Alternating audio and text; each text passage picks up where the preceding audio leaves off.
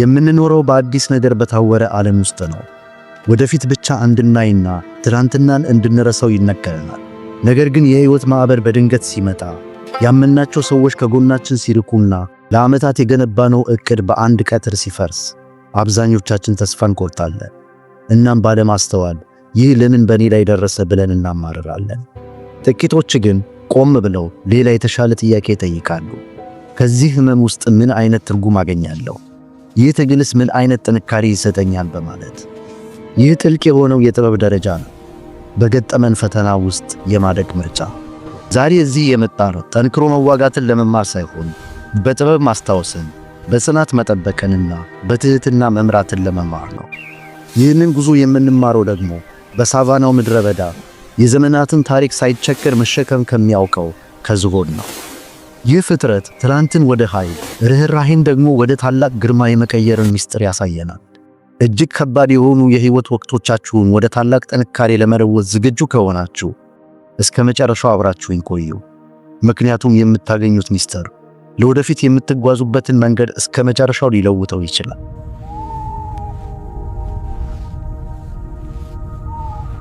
ይህ ግዙፍ ፍጡር በዝግታ ሲራመድ የምናየው ተራ ጉዞ ሳይሆን ከተፈጥሮ ጋር ያለውን ረቂቅ ቁርኝት የሚመሰክርበት ጥበብ ነው። ዝሆን የሚሰማው በጆሮ ብቻ አለመሆኑን ማስተዋል ጥልቅ ጥበብ ነው። ከመቶ ማይሎች በላይ ርቀት ላይ ያለን የነጎድጓድ ድምፅ መስማት ይችላል። ይህንንም የሚያደርገው በአየር ላይ በሚመጣ ድምፅ ሳይሆን በእግሮቹ ስር ባለው ስስ ቆዳና በኩምቢው ጫፍ አማካኝነት ከመሬት ውስጥ የሚመጣን ረቂቅ ንዝረት በመቀበል ነው። የምድርን የልብ ትርታ ያዳምጣል። ደመናው ሳይታይና ሰማዩ ሳይጠቁር ዝናቡ እንደሚመጣ አስቀድሞ ያውቃል። በዙሪያችሁ ባለው ጫጫታ ተጠምዳችሁ ከውስጣችሁ የሚመጣውን ረቂቅ ንዝረት ማዳመጥ ዘንግታችሁ ሊሆን ይችላል። እኛ አብዛኛውን ጊዜ ነጎድጓዱን ለማሳደድ እንሮጣለን። ነገር ግን ትክክለኛውን መንገድ የሚጠቁሙንን የመሬቱን ረቂቅ ለውጦች አናስተውልም። ሮማዊው ፊሎሶፈር ሴኔካ እንዲህ ይለናል፣ ዕድል ማለት ዝግጅትና አጋጣሚ ሲገናኙ የሚፈጠር ውጤት ነው።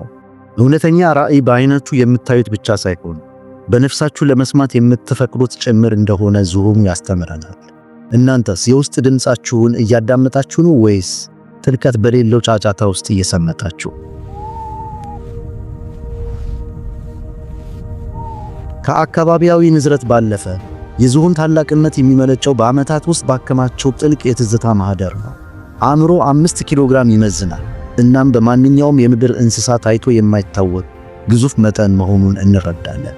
ነገር ግን የሚያስደንቀው መጠኑ ሳይሆን በዚያ አእምሮ ውስጥ በያዘው ትዝታ የሚያደርገው ተአምር ነው። ዝሆኖች ራሳቸውን መስታወት ውስጥ መለየት ይችላሉ። ይህ ለሰው ልጅና ለጥቂቶች ብቻ የተሰጠ ብርቅዬ ስጦታ ቢሆንም እነሱ ግን ከመስታወቱ ምስል ባሻገር የራሳቸውን ታሪክ ያያሉ። በዝሆን አእምሮ ውስጥ ለትውልድ የሚቆይ የትዝታ ካርታ ተከማችቷል።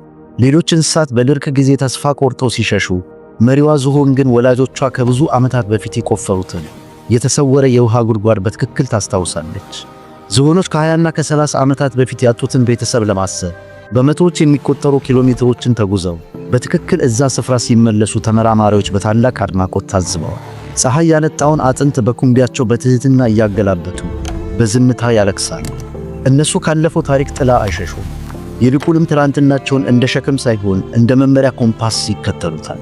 ሄንሪ ፎርድ በአንድ ወቅት እንዲህ ብሎ ነበር፣ ዋነኛው ስህተታችን ምንም ትምህርት ያልቀሰምንበት ስህተት ብቻ ነው። ዝሆን ይህንን ስህተት አይሰራም። ትናንትን እንደ መመሪያ ማፕ ይዘዋል። ማያ አንጀሎ እንዲህ ትለናለች፣ ታሪክ ምንም እንኳን የሚያም ቢሆንም ሊቀየር አይችልም። ነገር ግን በድፍረት ከገጠምነው ድጋሚ ሊከሰት አይችልም። አሮጌ ቁስሎች በሕይወታችሁ ሲቆሰቆሱ፣ ማጣትና ኪሳራ በድንገት ሲመጣባችሁ አትሽሹት። እንደ ዝሆኑ በትህትና ዳሱት። አሁን የሚያስተምረው ምን እንደሆነ ጠይቁት። የትናንት ሕመም የነገ ጥበብ እንዲሆን ፍቀዱለት። ያለፈ ታሪካችሁ፣ ክህደትና ውድቀታችሁ በላያችሁ ላይ የተጫነ ድንጋይ አይደለም፣ የጥንካሬያችሁ ታላቅ ቤተ መጻሕፍት ነው። ራሳችሁን ጠይቁ። አሁን ካላችሁበት ድርቅ ሊያወጣችሁ የሚችል ነገር ግን በትዝታችሁ ውስጥ ተቀብሮ ያለ አሮጌ ትምህርት ምንድን ነው?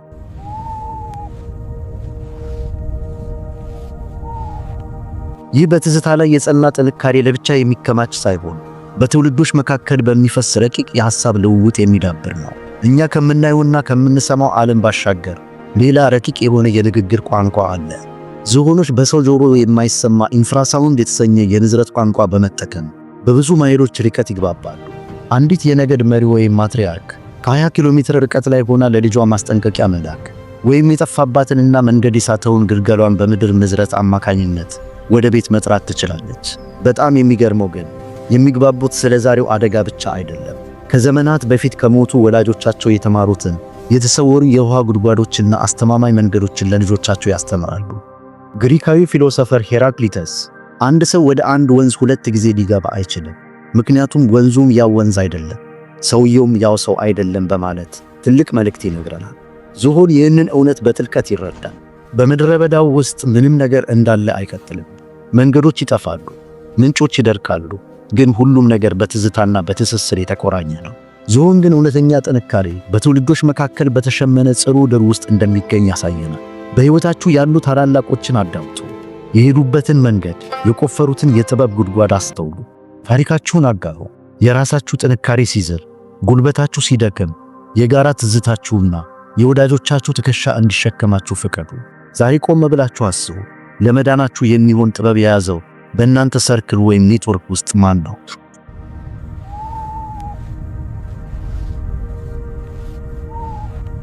ይህ በጋራ የመቆም ጥበብ ደግሞ አደጋ ሲደቀን ይበልጥ ወደማይበገር የጥበቃ አጥርነት ይቀየራል። አደጋ ሲመጣ ዝሆን በፍርሃት አይበታተንም።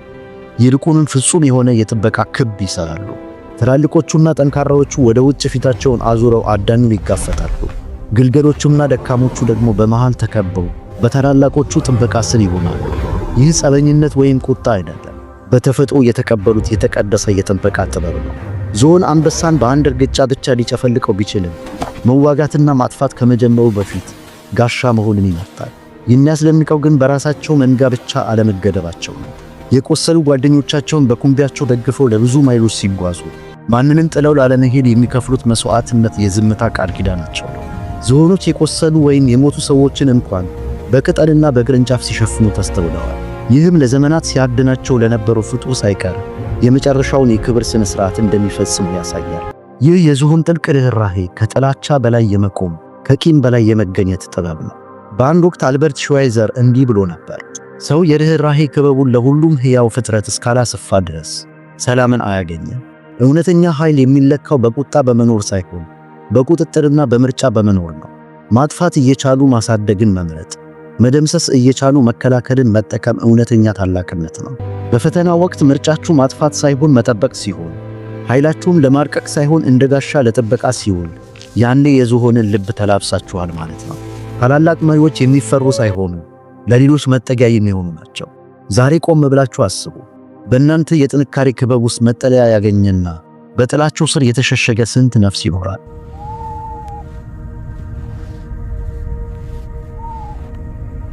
ይህ ከራስ አልፎ ለሌሎች የመትረፍ ሚስጥር ዝሆንን በበረሃው ድርቅ መካከል የተስፋ ምንጭ ያደርገዋል። ዝሆን አንድ የተሰወረ የውሃ ምንጭን ከግማሽ ክፍለ ዘመን ድርቅ በኋላ እንኳን አይረሳም። ምድር በፀሐይ ተገርፋ ስትሰነጣጠቅና ወጣቶቹ ዝሆኖች ተስፋ ቆርጠው ጉልበታቸው ሲዝል፣ ትልልቆቹ መሪዎች መንጋውን አባቶቻቸው ወደ ቆፈሩትና ወደ ተረሱት ጥንታዊ ጉድጓዶች ይመራሉ። እነሱ የሚኖሩት ከራሳቸው ሆድ ላለፈ የወደፊት ተስፋ ነው። ጥረታቸውም የዛሬን ጥም ለመቁረጥ ብቻ ሳይሆን ነገ የሚመጣውን ትውልድ ከጥፋት ለመታደግ ጭምር ነው። ዝሆን የሚያረጋግጠው አንድ እውነት አለ። ማንነታችን የሚገነባው ካለፍንበት ፈተና ብቻ ሳይሆን በምናስታውሰው ጥበብና በምናሳየው ርኅራኄ ጭምር ነው። ታዋቂዋ ጸሐፊ ማያ አንጄሎ ሰዎች ያልከውን ሊረሱ ይችላሉ፣ ያደረግከውንም ሊረሱ ይችላሉ፣ ነገር ግን ምን እንዲሰማቸው እንዳደረግክ መቼም አይረሱም ትለናለች። የእናንተም ልምዶች፣ ደስታችሁም ሆነ በሐዘን ያሳለፋችሁባቸው መራራ መንገዶች የእናንተ ብቻ አይደሉም፣ ለሚከተሏችሁ ትውልዶች የሚተከሉ ዘሮች ናቸው። ሊዮናርዶ ዳቪንቺ እንዳለው መማር አእምሮን መቼም ቢሆን አያደክምም። የሕይወት ትምህርት በሄድንበት መንገድ ሁሉ የሚቀዳ ምንጭ ነው። ዛሬ የምታልፉበት እያንዳንዱ ፈተና ነገ ለሚመጣው ትውልድ በረሃ የመሻገሪያ ካርታ መሆኑን ስታውቁ ኑሯችሁ ሌላ ትርጉም ይይዛል። ለወደፊት በረሃዎች የሚሆን ግልጽ መንገድ ትቶ ማለፍ፣ ከራስ በላይ ለሆነ ዓላማ መኖር፣ ያ የዝሆን ትልቁ ማንነት ነው።